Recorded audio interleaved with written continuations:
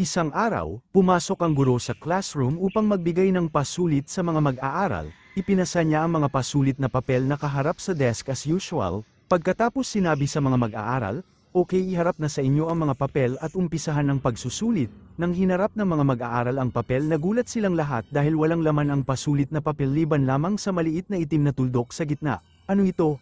tanong ng mag-aaral. "Isulat ninyo sa likurang bahagi ang paliwanag kung ano ang nakikita ninyo sa papel na yan," tugon ng guro. Lumipas ang 30 minuto, tapos na ang pasulit, ipasa ang mga papel sa harap, sabi ng guro. Sinuri niya ito at binasa ang sagot ng mga mag-aaral. Lahat sila pareho ang paliwanag tungkol sa maliit na itim na tuldok sa gitna.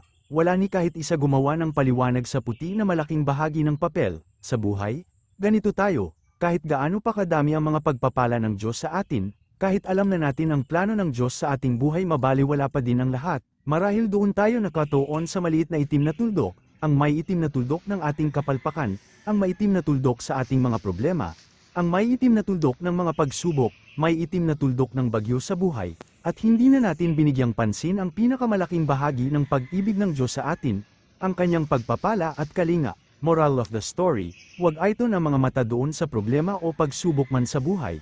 Marahil ito ay isang tuldok lamang, mas malawak ang pag-ibig at unawa ng Diyos sa bawat isa sa atin.